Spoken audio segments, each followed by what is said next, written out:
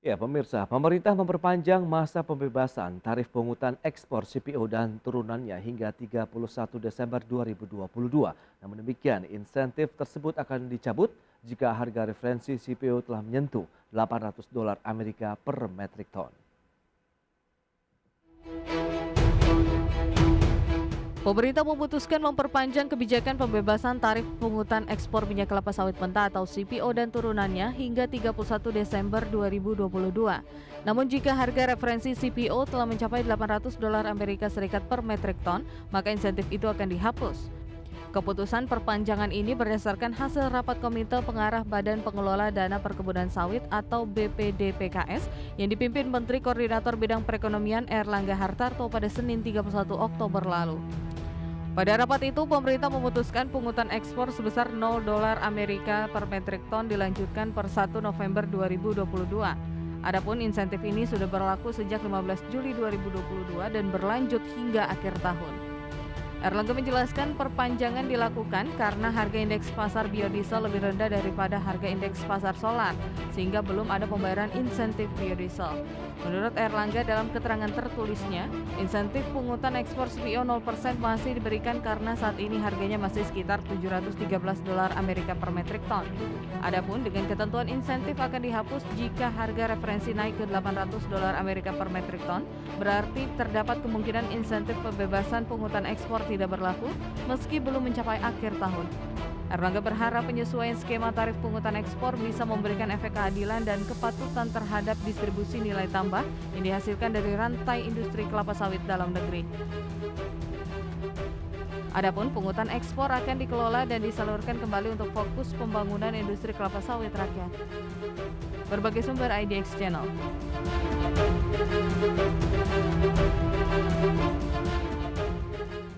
Ya, pemirsa, untuk membahas tema kita hari ini, pungutan ekspor CPO 0% diperpanjang hingga akhir tahun. Kita sudah tersambung melalui Zoom bersama dengan Ketua Bidang Komunikasi Gabungan Pengusaha Kelapa Sawit Indonesia atau GAPKI, Bapak Tovan Mahdi. Halo, selamat pagi, Pak Tovan.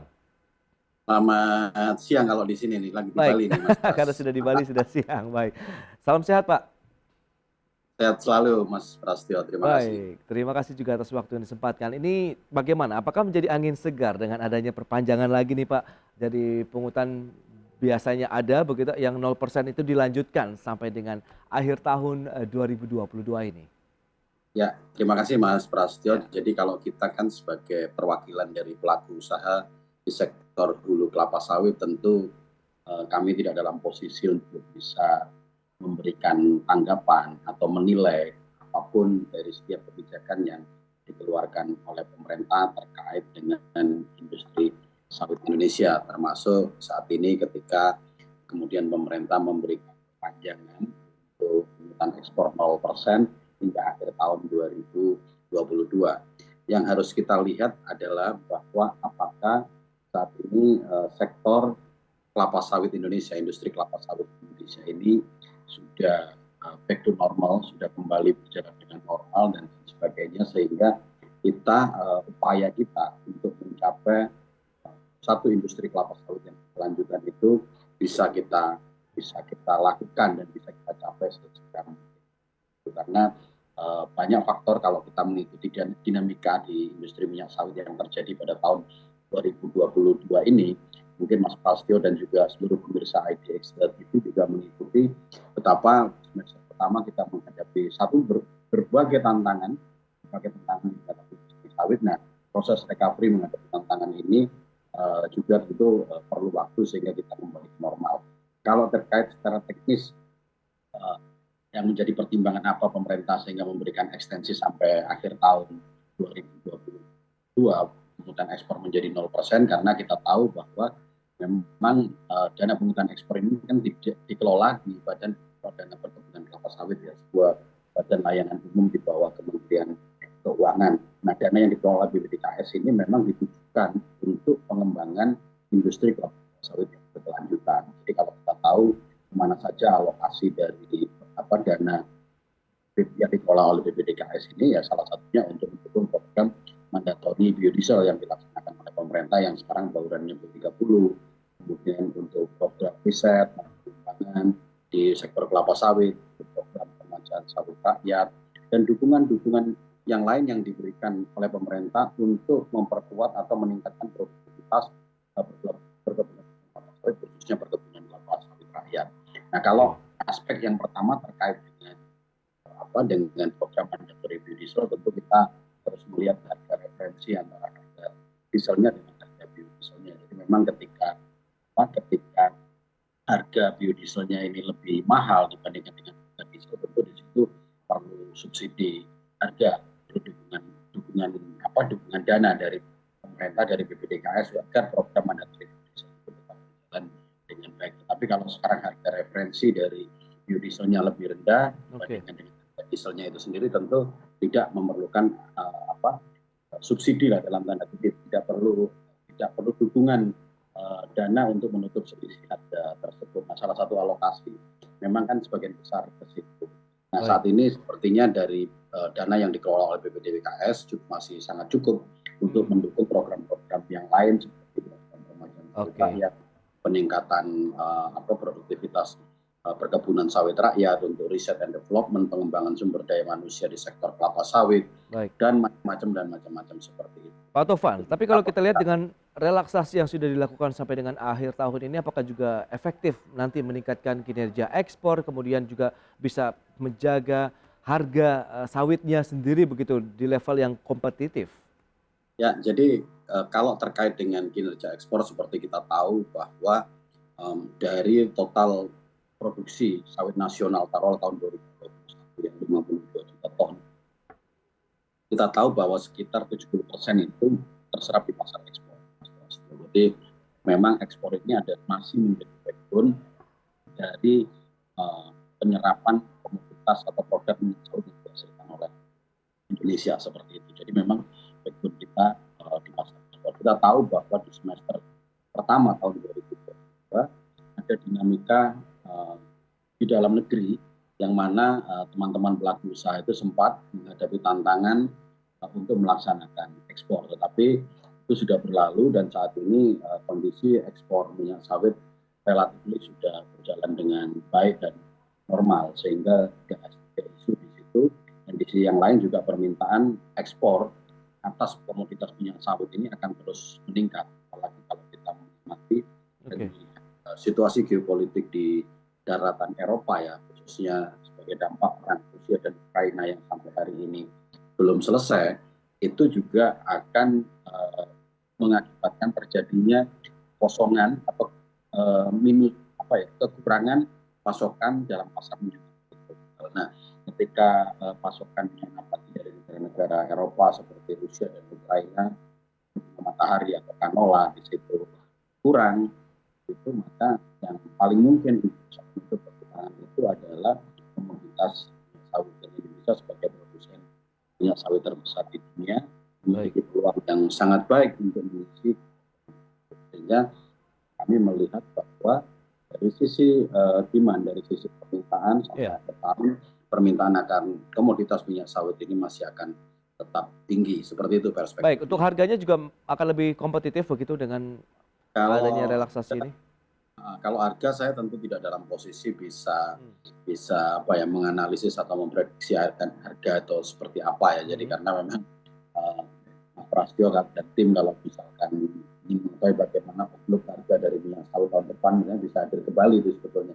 Karena kebetulan saat ini saya lagi di Bali sedang menyiapkan konferensi minyak sawit terbesar di dunia, namanya Indonesian Palm Oil Conference yang diselenggarakan oleh GAPI, dan ini sudah yang ke-18 dan memang ini luar biasa karena lebih dari 1.500 peserta conference dari 35 negara itu hadir untuk melihat outlook harga CPO tahun depan itu akan seperti apa. Jadi dari sisi kalau kebijakan pungutan ekspor dan lain sebagainya, tentu pemerintah punya satu pertimbangan kapan harus dilakukan relaksasi, kapan ini kemudian diberlakukan kembali. Kalau kami dari pelaku usaha tentu tidak dalam posisi untuk bisa memberikan penilaian atas kebijakan tersebut. Yang jelas kalau kita tahu bahwa di dalam struktur minyak sawit, struktur industri minyak sawit ini, kalau kita melakukan ekspor, tentu kita itu ada dua hal yang harus kita bukan dibebankan, yang harus kita bayarkan ya kepada pemerintah.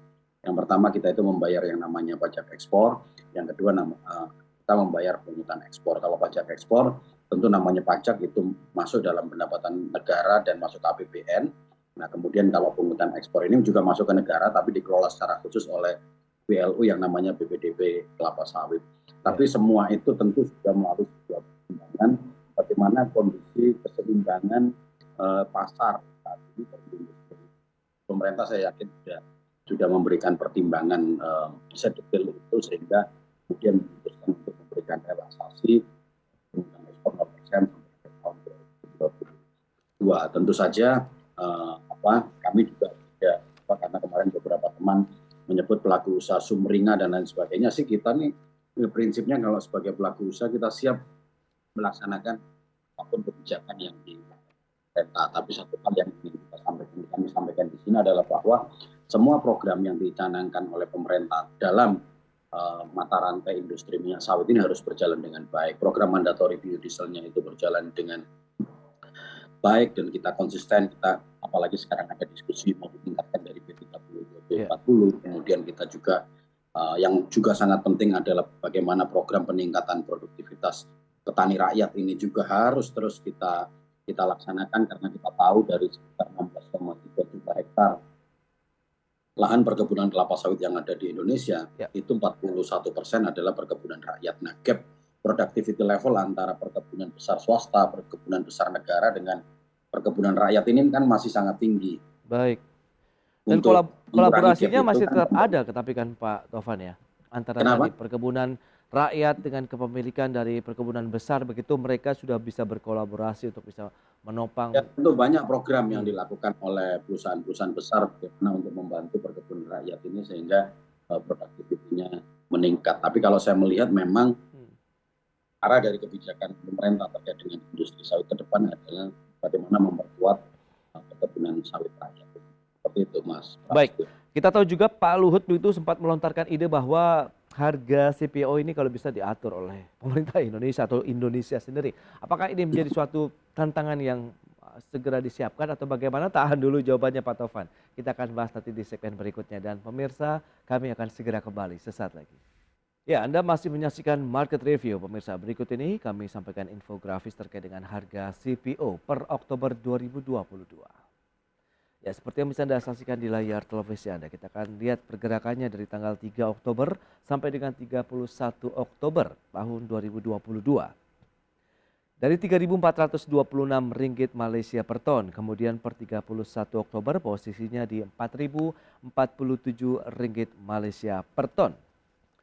Jadi untuk harga CPO, sementara nilai ekspor dari minyak sawit Indonesia itu nampaknya juga trennya tengah mengalami kenaikan pemirsa dari 2016 sampai dengan 2021.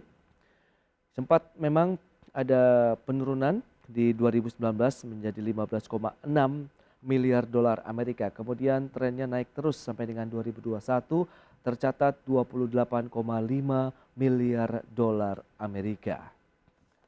Dan selanjutnya ada 5 besar komoditas ekspor utama andalan dari Indonesia.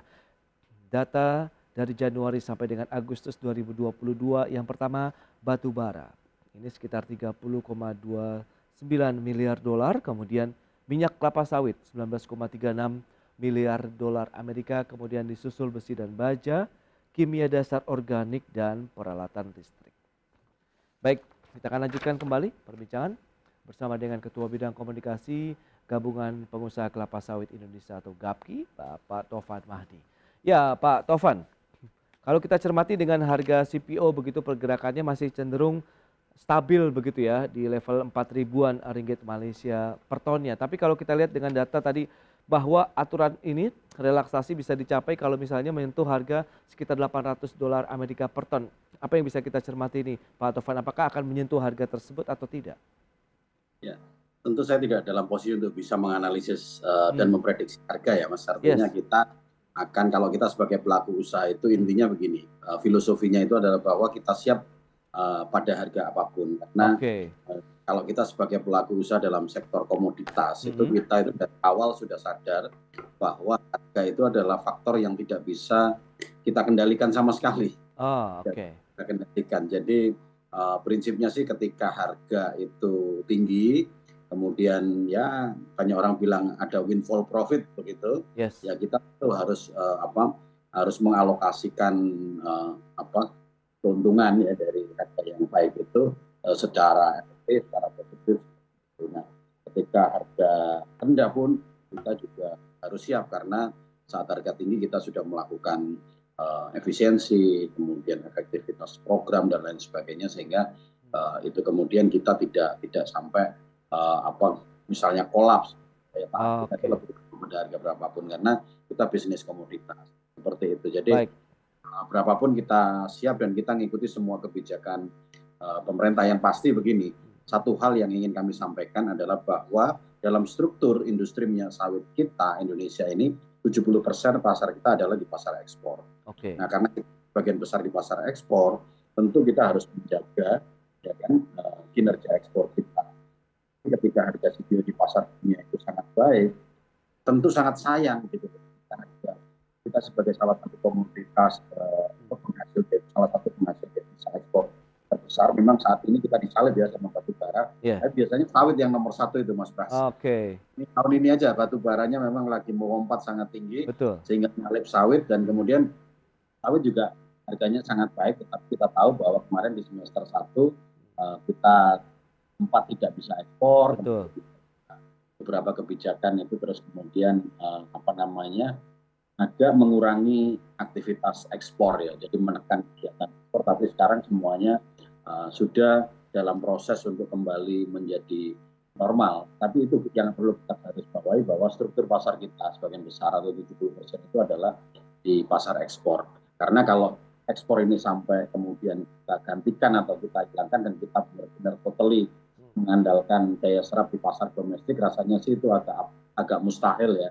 Karena Oke. mau dipasok berapa besar, karena kita dengan program mandatory biodiesel yang sampai di 30 aja, kita daya serap kita kan ya masih sekitar 30%-an, itu baik untuk pangan, untuk industri oleochemical dan juga untuk biodiesel seperti itu. Karena itu Baik. pasar ekspor inilah yang harus kita jaga. Nah, untuk menjaga pasar ekspor apalagi dengan momentum harga yang baik, tentu kebijakan-kebijakan di dalam negerinya idealnya itu juga mendukung kegiatan ekspor Ya, tersebut seperti kita itu, tahu Mas.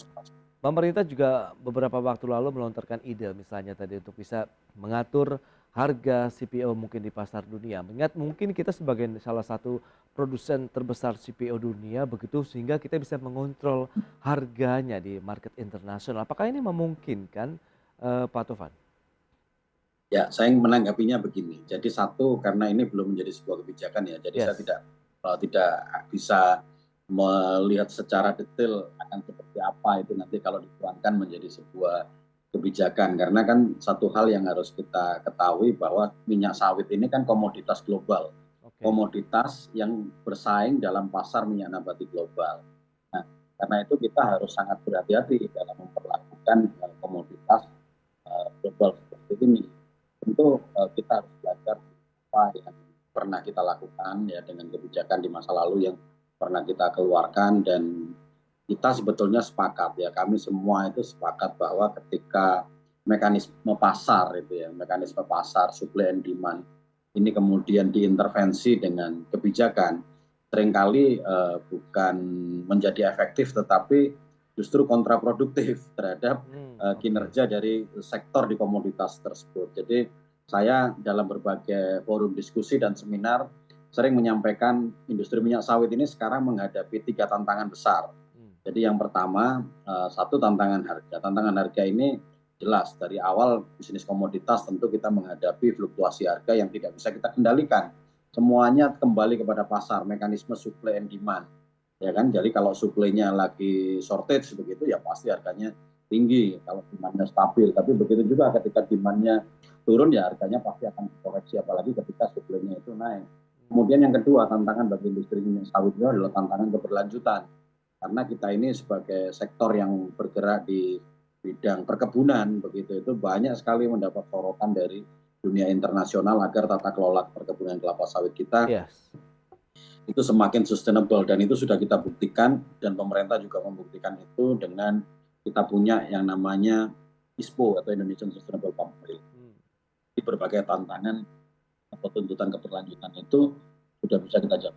Nah, yang ketiga, tantangan yang menurut saya justru ini seharusnya yang paling berat dan menjadi tantangan nomor satu dalam industri minyak sawit itu adalah tantangan kebijakan. Bagaimana kita ini mensinergikan ya kan kebijakan yang keluar terkait dengan industri minyak sawit itu dengan berbagai tujuan atau kepentingan yang ingin diraih. Jadi misalnya bagaimana kita harus berpikir tentang nasib 17 juta masyarakat Indonesia yang menggantungkan diri dari industri minyak sawit, bagaimana terus kemudian kita juga harus berpikir tentang 530 triliun devisa yang dihasilkan dari ekspor minyak sawit. Kemudian kita juga harus memikirkan tentu kebutuhan masyarakat atas produk-produk minyak sawit seperti minyak goreng dengan harga yang terjangkau. Semua itu harus masuk di dalam keranjang analisis sebelum kita mengeluarkan kebijakan. Tetapi prinsipnya kalau kita ini menganut mazhab ekonomi pasar bebas begitu ya. Jadi intervensi ke pasar ya, intervensi terhadap harga, terhadap mekanisme pasar dan lain sebagainya itu seringkali akan kontraproduktif daripada efektif untuk meningkatkan kinerja dari industri tersebut. Jadi kita harus sangat hati-hati. Kalau konteksnya tadi hanya sekedar bahwa Indonesia menjadi penentu harga, itu sih mungkin masih bisa lah kita pikirkan bagaimana caranya agar referensi harganya itu tidak semata-mata mengacu dari misalkan Rotterdam atau dari Malaysian Derivative Exchange. Tapi Indonesia juga sudah punya, ya kan, kita tahu ada kantor pemasaran bersama negara itu kan, itu juga menjadi referensi harga CPO dalam mata uang rupiah seperti itu dan lain sebagainya. Sebetulnya kalau itu sih tidak menjadi isu seharusnya, tetapi kalau pengertian dari yang ditanyakan oleh Mas Prastio tadi bahwa nanti diatur itu dalam arti ada kebijakan yang kemudian mengelola atau kemudian mengatur fluktuasi harga dan lain sebagainya, kita harus sangat hati-hati. Ya, baik. Itu dia kalau kita cermati dengan kondisi yang ada begitu ya. Jadi yang pasti kita juga sudah memberikan apresiasi terhadap langkah pemerintah ya Pak Tovan ya tadi untuk memperpanjang tadi relaksasi dari insentif pungutan ekspor 0% sampai dengan akhir tahun 2022 mendatang. Terima kasih banyak atas waktu yang disempatkan ini Pak Tovan. Salam sehat. Baik. Pemirsa, 1 jam sudah saya menemani Anda dalam Market Review. Saya Prasetyo Wibowo beserta kerabat kerja yang bertugas undur diri. Terima kasih dan sampai jumpa.